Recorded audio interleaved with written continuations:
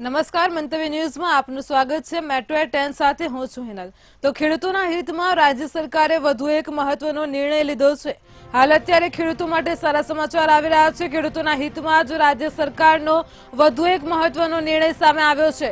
રવિ marketing season 2024-25 માટે સરકાર સીધી ખરીદી કરશે। ઘઉં, બાજરી, જુવાર સહિત મકાઈની ટેકાના ભાવે સીધી ખરીદી સરકાર કરશે। ખેડૂતો દ્વારા 27 ફેબ્રુઆરીથી 31 માર્ચ સુધી ઓનલાઈન નોંધણી કરાવી શકશે।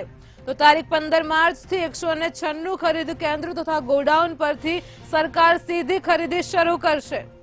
તો હાલ ખેડૂતોના હિતમાં રાજ્ય સરકારનો વધુ એક મહત્વનો નિર્ણય સામે આવ્યો છે, જેમાં રવિ માર્કેટિંગ સિઝન 2024-25 માટે સરકાર હવે સીધી ખરીદી કરશે। ઘઉં, બાજરી, જુવાર સહિત મકાઈની ટેકાના ભાવે સીધી ખરીદી કરવામાં આવશે। તો ખેડૂતો દ્વારા તારીખ 27 ફેબ્રુઆરીથી 31 માર્ચ સુધી ઓનલાઈન નોંધણી કરાવી શકશે। તારીખ 15 માર્ચથી 196 ખરીદ કેન્દ્રો અને ગોડાઉન પરથી ખરીદી શરૂ કરાશે। તો ખેડૂતના હિતમાં રાજ્ય સરકારનો વધુ એક મહત્વનો નિર્ણય સામે આવ્યો છે।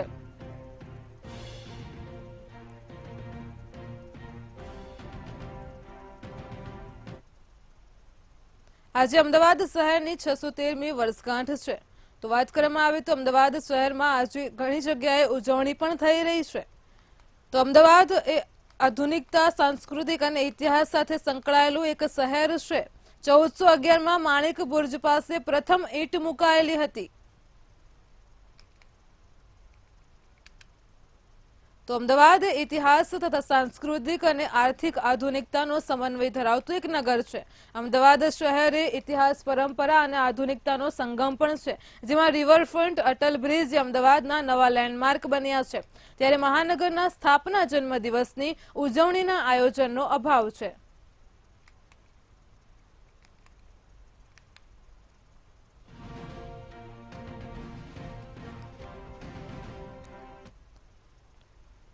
અમૃત ભારત સ્ટેશન યોજના હેઠળ 554 રેલવે સ્ટેશનોનો પુનઃ વિકાસ કરવામાં આવી રહ્યો છે।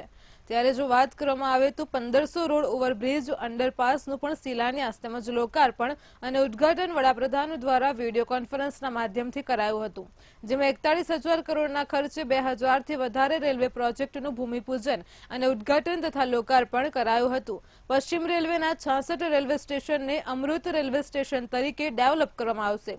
ગુજરાતમાં અમદાવાદ, વડોદરા, રાજકોટ અને ભાવનગરના 46 રેલવે સ્ટેશનને પુનઃ વિકસિત કરવામાં આવશે, જ્યારે પશ્ચિમ રેલવેના 45 અંડરપાસ, 8 ઓવરબ્રિજ ના શિલાન્યાસ તેમજ 3 ઓવરબ્રિજ અને 86 અંડરપાસનું લોકાર્પણ કરવામાં આવ્યું હતું।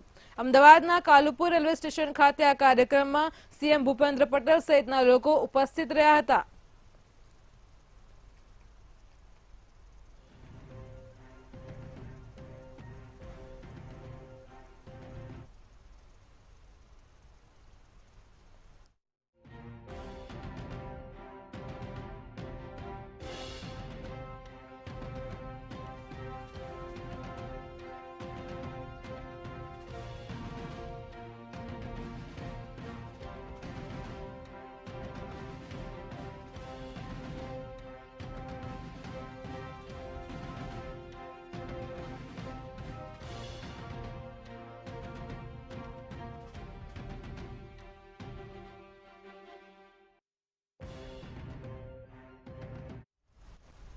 રવિ માર્કેટિંગ સિઝન 2024-25ને લઈને અન્ન અને નાગરિક પુરવઠા મંત્રી કુંવરજીભાઈ બાવળિયાએ જણાવ્યું છે કે ખેડૂતોને પ્રોત્સાહન મળી રહે તે હેતુથી રાજ્ય સરકાર દ્વારા બાજરી, જુવારની ખરીદી માટે જાહેરાત કરવામાં આવી છે। કેન્દ્ર સરકાર દ્વારા નક્કી કરેલ લઘુત્તમ ટેકાના ભાવે વેચાણ કરવાની ઈચ્છા ધરાવતા ખેડૂતોએ રાજ્ય સરકારના એફપીપી પોર્ટલ ઉપર ખેડૂતોએ 27 ફેબ્રુઆરીથી 31 માર્ચ 2024 સુધી ફરજિયાત ઓનલાઈન નોંધણી કરાવી શકશે। તો રાજ્ય સરકાર દ્વારા ખેડૂતો પાસેથી આગામી તારીખ 15 માર્ચ 2024થી કુલ 196 ખરીદ કેન્દ્રો તથા ગોડાઉન પરથી ખરીદી શરૂ કરવામાં આવશે।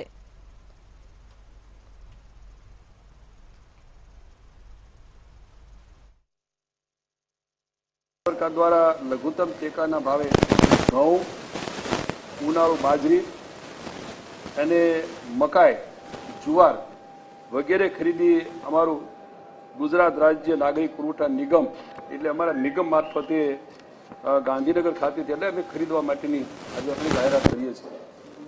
આજે ત્યારે ઉનાળુ સિઝનની આ ખરીદી એ અમે આગામી અમને તારીખો નક્કી કરીએ પ્રમાણે ખરીદી કરવાના છીએ.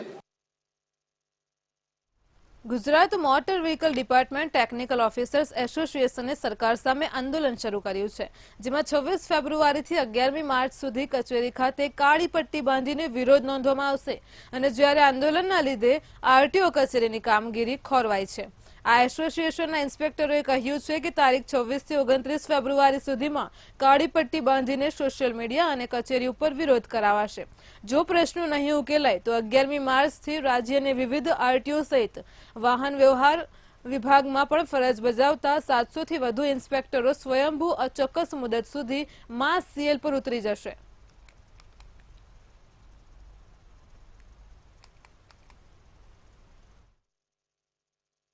સમગ્ર રાજ્યમાં આરટીઓ ઓફિસના તમામ કર્મચારીઓ, ટેકનિકલ કેડરના તમામ કર્મચારીઓ જોડાશે અને ક્લેરિકલ એસોસિએશને પણ આ બાબતમાં સમર્થન આપ્યું છે, કારણ કે ક્લર્કની કેડરમાં પણ મોટાભાગના તમામ કર્મચારીઓને પણ નોટિસો, ચાર્જશીટોની બજવણી કરી એમના પણ કેરિયર પૂરા કરવાના કામ કરેલા છે. એટલે લગભગ 700 જેટલા ટેકનિકલ અધિકારીઓ અને અન્ય બીજા 1200 જેટલા ક્લેરિકલ એસોસિએશનના કર્મચારીઓ પણ અમારી સાથે જોડાશે. અમદાવાદ જેલના કેદીઓ દ્વારા બનાવાતા ભજીયા અને ગોટાનો સ્વાદ તો તમે માણ્યો હશે, પરંતુ આ નાસ્તાની સાથે જ હવેથી લોકો માટે ખાણીપીણીની ફૂલ ડીશનો સ્વાદ પણ માણી શકશે. તો આરટીઓ ખાતે કેદીઓ દ્વારા ચલાવવામાં આવતા જેલ ભજીયા હાઉસને નવો હેરિટેજ લુક આપવામાં આવશે. તો આરટીઓ સર્કલ ખાતે નવીનીકરણ થનાર અદ્યતન 3 માળનું જેલ ભજીયા હાઉસ હેરિટેજ લુક સાથે નવા રંગરૂપમાં તૈયાર કરવામાં આવશે.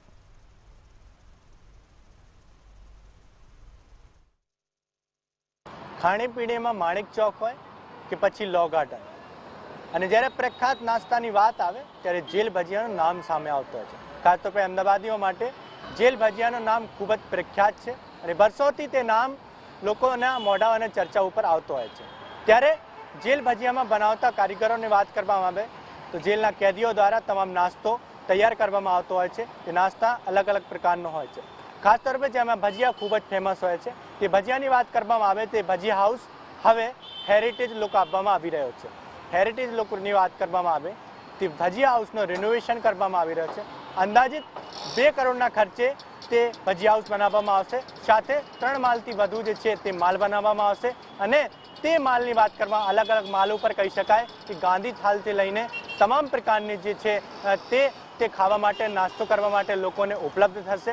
અને સાથે કહી શકાય તે હેરિટેજ લુક કે વાત કરવામાં આવે તે આપણે બતાવીશું કે જે તૈયારીઓ છે, તે કામ છે તે હાલ શરૂ થઈ ચૂક્યો છે અને સાથે કહી શકાય એ ટૂંક જ સમયમાં જે છે તે કામ પૂર્ણ થશે અને આગામી દિવસોમાં ખૂબ જ હેરિટેજ લુકના સાથે જે ભજીયા હાઉસ છે તે બનશે અને લોકોને સાથે પ્રખ્યાત નાસ્તાનો પણ એક ખૂબ જ મોટું જે કહી શકાય અમદાવાદ શહેરનો એક આકર્ષિત કેન્દ્ર પણ બનશે. અને હાલ જે ભજીયા હાઉસ છે તે નવી જેલ ખાતે શિફ્ટ કરી દેવામાં આવ્યો છે અને અમદાવાદીઓ માટે ખૂબ જ છે સારા સમાચાર સામે આવી રહ્યા છે. કેમેરામેન બિપિનના સાથે શિવાંશુ સિંહ, મંતવી ન્યૂઝ, અમદાવાદ. ગૃહ રાજ્યમંત્રી હર્ષ સંઘવી દ્વારા રાજ્યના 44 પ્રતિભાશાળી રમતવીરોને ખેલ પ્રતિભા પુરસ્કાર એનાયત કર્યા હતા.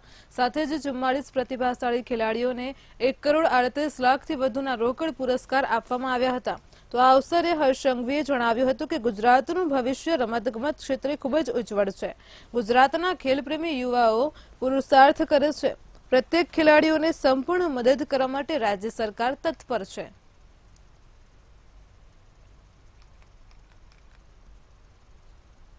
ગુજરાતમાં ખેલ મહાકુંભની શરૂઆત થઈ 2010ની આ શરૂઆત ગુજરાતના નાના નાના ગામડાઓમાંથી એના થકી આપણે અલગ અલગ ખેલાડીઓ પ્રાપ્ત કર્યા અને એ ખેલાડીઓ જે પોતાના ગામમાં જે વિજેતા થયેલા એ આજે દેશ માટે મેડલો લાવતા થઈ ગયા. એનું માત્ર ને માત્ર કોઈ કારણ હોય તો એ ખેલ મહાકુંભ આપણું કારણ છે. અને ખેલ મહાકુંભ આ વર્ષે તમારા સૌના સહયોગથી 66 લાખ યુવાનોએ એમાં રજીસ્ટ્રેશન કર્યું.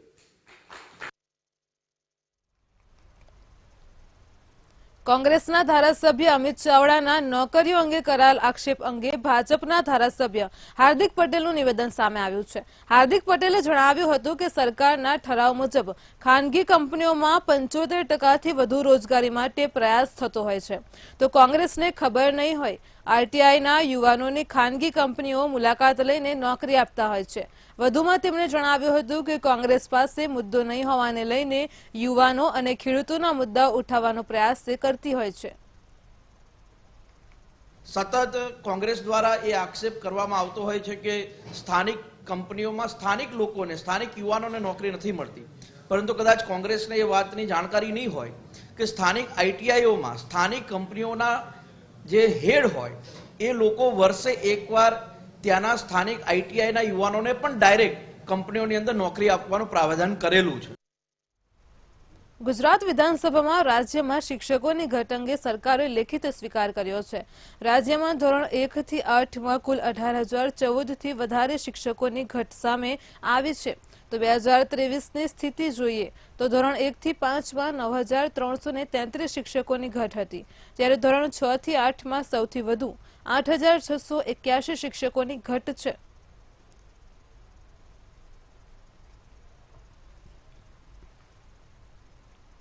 જાણીતા ગઝલકાર પંકજ ઉધાસના નિધનને લઈને ગોંડલના ચરખડી ગામમાં શોકનું મોજું ફરી વળ્યું છે. ગોંડલ તાલુકાના ચરખડી ગામે પંકજ ઉધાસનો જન્મ થયો હતો. પંકજ ઉધાસનો આલ્બમ બહાર પડે તે પહેલા જ પોતાના ગામની મુલાકાત તે લેતા હતા. પંકજ ઉધાસના અવસાનને લઈને ગ્રામજનોમાં શોકની લાગણી ફેલાઈ છે.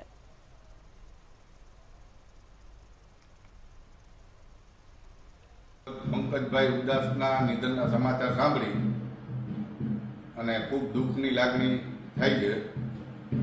પંકજભાઈ ઉદાસ ચરખડી ગામના વતની હતા અને ચરખડી ગામમાં અવારનવાર અહીંયા કેસર એમની જ્યારે બહાર પાડતા ત્યારે અહીંયા આવતા અને માતાજી એમના અહીંયા પૂનભાઈમાં અને લાલભાઈમાં એમનો માતાજીનો મઠ છે અને પિતૃદેવનું પણ અહીંયા એમના મંદિર છે અને કેસર ધરવા માટે વર્ષમાં 2 થી 3 વખત અહીંયા ચરખડી ગામે.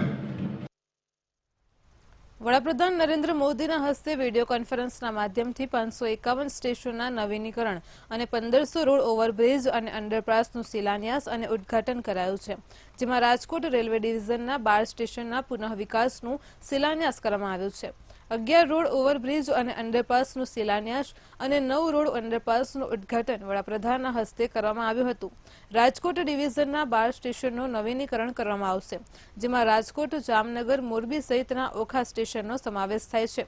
ત્યારે આ તમામ સ્ટેશનના પુનઃ વિકાસનો કુલ ખર્ચ આશરે 181.42 કરોડ છે.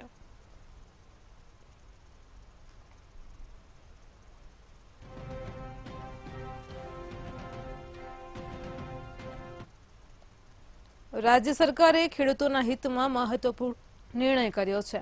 તો વાત કરવામાં આવે તો સરકાર દ્વારા લઘુત્તમ ટેકાના ભાવે ખેડૂતો પાસેથી પાકોની ખરીદી કરવામાં આવશે.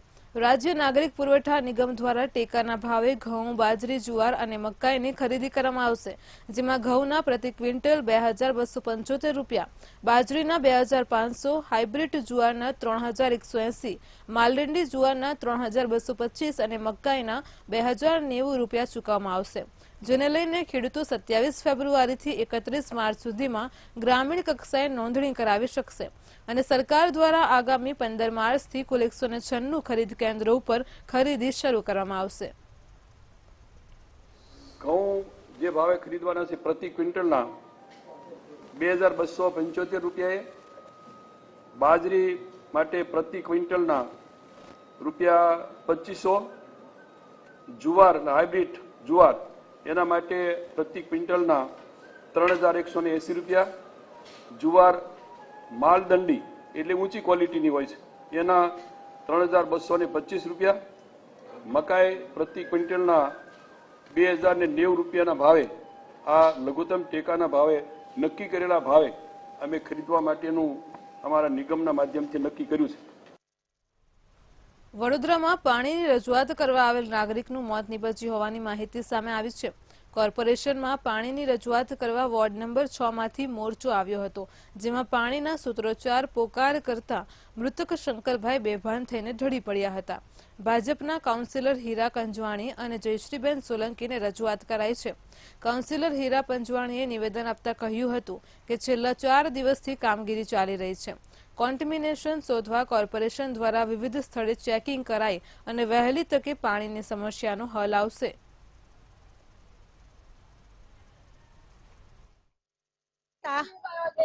અત્યારે બનાવ બન્યો, ભાઈ હતા 21 નંબરમાં રહેતા હતા, એમને એટેક આવી ગયો અને અત્યારે ઓફ થઈ ગયા.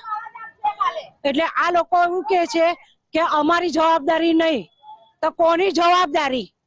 જવાબદાર. અને અત્યારે મને બી સ્ટેન્ડ મૂકેલા છે 2, અને અત્યારે એટલા બધા ધક્કા માર્યા છે ને એટલા બધા ધક્કા માર્યા છે સિક્યોરિટી વાળાએ, એમાં એ ઓફ થઈ ગયા. એટલે તમે જે શંકરભાઈનું મૃત્યુ થયું એના માટે કોર્પોરેશન અને તમારા કોર્પોરેશનની જવાબદારી? હા માનીશ. હા, પહેલો કોર્પોરેશનનો. એ ખબર નથી ભાઈ, અહીંથી તો બેભાન હતા ત્યારે લઈ ગયા છે. મૃત્યુ થયું છે એમને ખબર નથી, કારણ કે એને 2 દિવસ પહેલા કહે છે કે બાયપાસ કરાયેલું હતું અને ડોક્ટરે પણ એમને આરામ કરવાની સલાહ આપેલી હતી.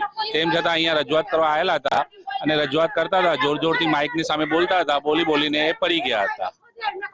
બાકી કામગીરી ચાલુ છે સોસાયટીમાં, અને જ્યાં ગંદુ પાણી આવતું હતું લાઈનો કાપેલ છે અને રેગ્યુલર ટેન્કર પણ મોકલીએ છીએ. પાણીની કામગીરી જે છે ત્યાં ચાલુ છે. વડોદરામાં ભારતીય જનતા પાર્ટી દ્વારા સેન્સ પ્રક્રિયા યોજવામાં આવી હતી, જેને લઈને રાજ્યના મંત્રી પ્રફુલ પાનસેરિયાનું નિવેદન સામે આવ્યું છે.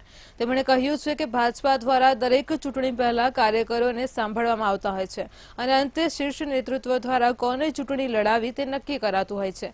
ભારતીય જનતા પાર્ટીમાં સેન્સ લેવી એ એક રૂટીન પ્રક્રિયા છે.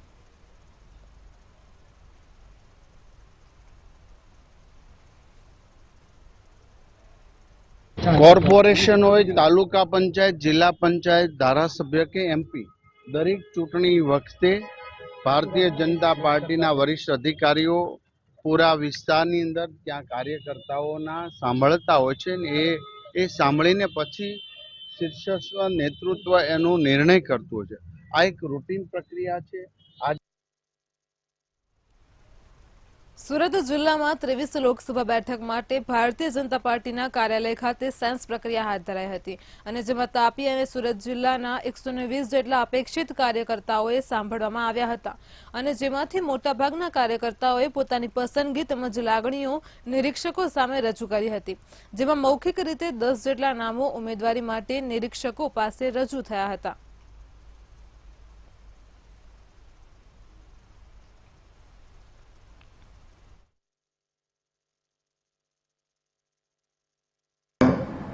લગભગ 120 જેટલા જે અપેક્ષિત કાર્યકર્તાઓને જે સાંભળવાના હતા એવા જે ઉપસ્થિત રહીને પોતાનો સેન્સ અને પોતાની ઉમેદવારો પ્રત્યેની લાગણીને રજૂ કરી છે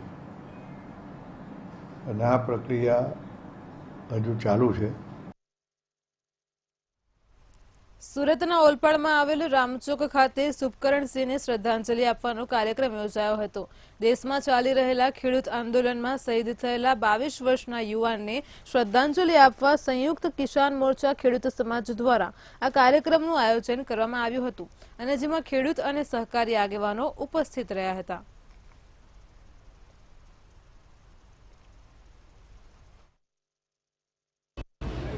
ભારતના કિસાનો પોતાની માંગને લઈને બોર્ડર પર સમગ્ર ભારત દેશના ખેડૂતોના હકની માટેની લડાઈ લડી રહ્યા છે, ત્યારે આ લડાઈમાં શુભકરણસિંહ અને બીજા ખેડૂતો જે શહીદ થયા એને શ્રદ્ધાંજલિ આપવા માટે આજે ઓલપાડ રામચોક ખાતે ખેડૂતો ભેગા થઈને 2 મિનિટનું મૌન પાડીને એમને શ્રદ્ધાંજલિ અર્પણ કરી હતી અને એમની શ્રદ્ધાંજલિ એળો ન જાય અને સમગ્ર ભારતમાં ખેડૂતોને ન્યાય મળે એના માટે આજે આ કાર્યક્રમ રાખવામાં આવ્યો. સુરત જિલ્લામાં બારડોલી નગરપાલિકાના બજેટ અંગે સામાન્ય સભા મળી હતી, જેમાં 111 કરોડના બજેટને સર્વાનુમતે મંજૂર કરાયું હતું. પાલિકાના બજેટમાં નવા ક્રિકેટ સ્ટેડિયમ, ગટરના કાર્યો, અદ્યતન ફાયર સ્ટેશન તથા આંગણવાડીને વિકસિત કરવા સહિતની વિવિધ જોગવાઈનો સમાવેશ કરાયો છે.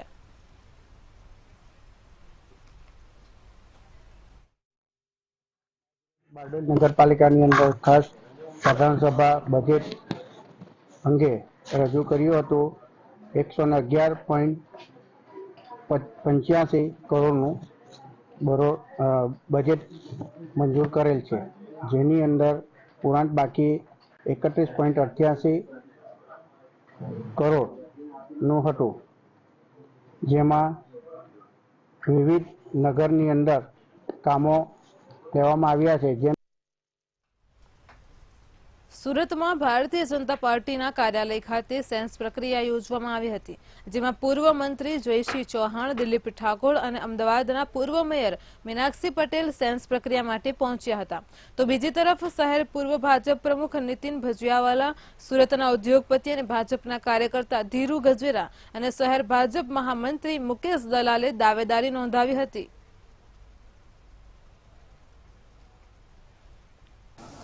પ્રક્રિયા સેન્સ લેવાની પ્રક્રિયા ચાલુ કરી દીધી છે.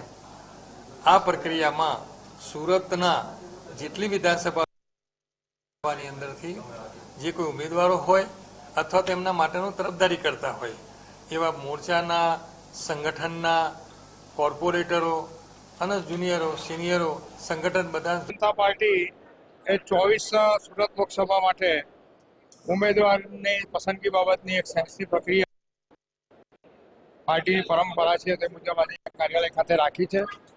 3 નિરીક્ષકો આવ્યા છે. અપેક્ષિત લોકોને કાર્યાલય તરફથી જાણકારી થઈ છે મુજબ સૌ પોતાની રીતે સેન્સ આપવા અહીંયા આવ્યા છે.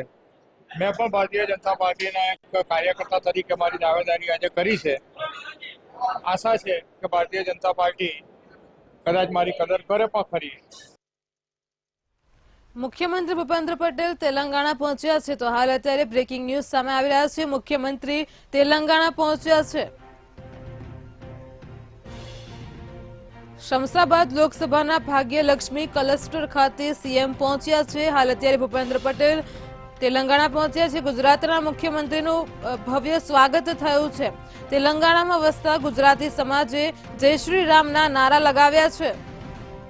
તો નારા સાથે આરતી ઉતારી અને ભૂપેન્દ્ર પટેલનું સ્વાગત કર્યું છે.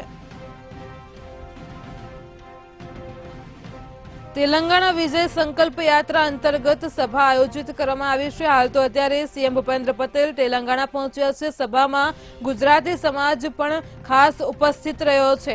તો શમશાબાદ લોકસભાના ભાગ્યલક્ષ્મી ક્લસ્ટર ખાતે સીએમ પહોંચ્યા છે. તેમનું ભવ્ય સ્વાગત કરવામાં આવ્યું છે. ગુજરાતના મુખ્યમંત્રી ભૂપેન્દ્ર પટેલનું તેલંગાણામાં ભવ્ય સ્વાગત કરવામાં આવ્યું છે. તેલંગાણામાં વસતા ગુજરાતી સમાજે જય શ્રી રામના નારા લગાવ્યા છે. સાથે જ આરતી ઉતારીને સીએમ ભૂપેન્દ્ર પટેલનું ભવ્ય સ્વાગત કરાયું છે.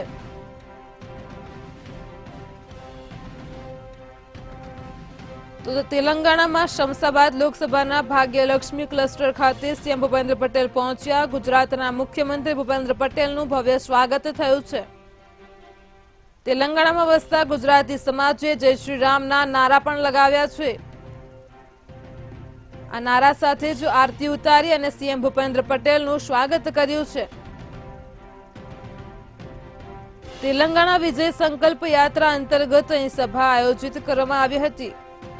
તો સભામાં ગુજરાતી સમાજ પણ ખાસ ઉપસ્થિત રહ્યો હતો. તેલંગાણામાં શમશાબાદ લોકસભાના ભાગ્યલક્ષ્મી ક્લસ્ટર ખાતે સીએમ ભૂપેન્દ્ર પટેલ પહોંચ્યા. સભાનું પણ આયોજન કરવામાં આવ્યું હતું. સભામાં ખાસ ગુજરાતી સમાજ પણ ઉપસ્થિત રહ્યો હતો. તો તેલંગાણામાં વસતા ગુજરાતી સમાજે સીએમ ભૂપેન્દ્ર પટેલનું જય શ્રી રામના નારા લગાવીને ભવ્ય સ્વાગત કર્યું છે. તો આજ મુદ્દે અમારી સાથે સંવાદદાતા ઉજ્જવલ વ્યાસ ફોન લાઈન પર જોડાઈ ગયા છે. જી ઉજ્જવલ, હાલ અત્યારે સમાચાર સામે આવી રહ્યા છે. ગુજરાતના સીએમ ભૂપેન્દ્ર પટેલ તેલંગાણા પહોંચ્યા છે. શું કહેશો? હિનલ, આપને જણાવી દઉં કે આજથી 2 દિવસના પ્રવાસે મુખ્યમંત્રી ભૂપેન્દ્રભાઈ પટેલ તેલંગાણા પહોંચી ગયા છે, જ્યાં ચૂંટણી પ્રચાર પ્રસાર કરી રહ્યા છે. તેલંગાણાના શમશાબાદ લોકસભા મતક્ષેત્રની અંદર ભાગ્યલક્ષ્મી ક્લસ્ટર ખાતે મુખ્યમંત્રી ભૂપેન્દ્રભાઈ પટેલ પહોંચી ગયા છે, જ્યાં તેમનું ગુજરાતી સમાજ દ્વારા આરતી ઉતારીને ભવ્ય સ્વાગત કરવામાં આવ્યું હતું. આ ઉપરાંત ત્યાંના સમાજને સ્થાનિક લોકોએ જય શ્રી રામના નારા લગાવીને મુખ્યમંત્રી ભૂપેન્દ્રભાઈ પટેલનું ભવ્ય સ્વાગત કરવામાં આવ્યું હતું. ત્યાં એક જનસભાનું પણ આયોજન કરવામાં આવ્યું છે. આ ઉપરાંત આવતીકાલે ગુજરાતી સમાજ જે તેલંગાણામાં વર્ષોથી વસે છે તેના ઉદ્યોગપતિ આગેવાનો અને ગુજરાતના સમાજના લોકો સાથે એક ડિનર ડિપ્લોમસીનું પણ આયોજન કરવામાં આવ્યું છે। રાજ્ય સરકાર ભારતીય જનતા પાર્ટીની ગુજરાતમાં જે સરકાર છે અને કેન્દ્રમાં છે તે રાજ્ય સરકાર તરફથી જે કામ કરવામાં આવે છે તેની વિગતો પણ આવશે। આ ઉપરાંત વાઇબ્રન્ટ સમિટ G20 અંતર્ગત પણ ચર્ચા કરીને જનપ્રતિનિધિત્વ કરવામાં માટે મુખ્યમંત્રી ભૂપેન્દ્રભાઈ પટેલ હાલ તેલંગાણા પહોંચ્યા છે। હિરલ જી ઉજ્જવલ, સમગ્ર માહિતી બદલ આભાર।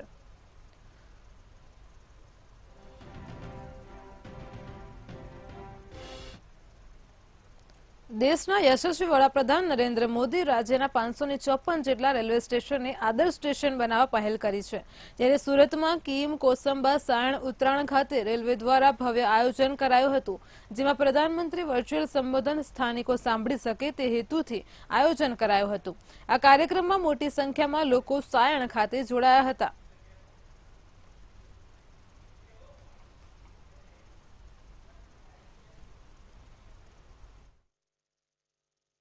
554 રેલવે સ્ટેશનોનું શિલાન્યાસ થવા જઈ રહ્યું છે તથા 1500 અંડર ઓવરબ્રિજ પાસનું આજે શિલાન્યાસ થવા જઈ રહ્યું છે। આ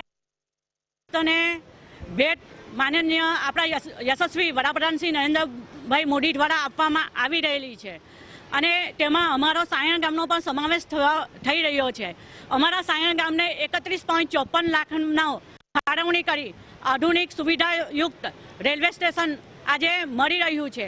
એ માટે હું માનનીય શ્રી વડાપ્રધાન નરેન્દ્રભાઈ મોદી સાહેબ, કેન્દ્રીય મંત્રી શ્રી દર્શનાબેન જરદોશ, રાજ્યમંત્રી શ્રી મુકેશભાઈ પટેલનો ખૂબ હું મારી સાયણ ગામની જનતા વતી આભાર માનું છું તથા મારી સાયણની 5000 વસ્તી હતી જે પૂર્વ વિભાગમાં રહેતી હતી। ये टोटल इसकी लागत 41,000 करोड़ के लगभग है और ये राष्ट्र को समर्पित कर रहे हैं अपने हमारे आदरणीय प्रधानमंत्री श्री नरेंद्र मोदी जी। इससे ट्रांसपोर्टेशन में बहुत ज़्यादा देश को फ़ायदा होगा। रेलवे का ये ट्रेन की મેટ્રો 10 માં હાલ આટલું જ। વધુ સમાચાર માટે જોડાયેલા રહો મંતવ્ય ન્યૂઝ સાથે। નમસ્કાર।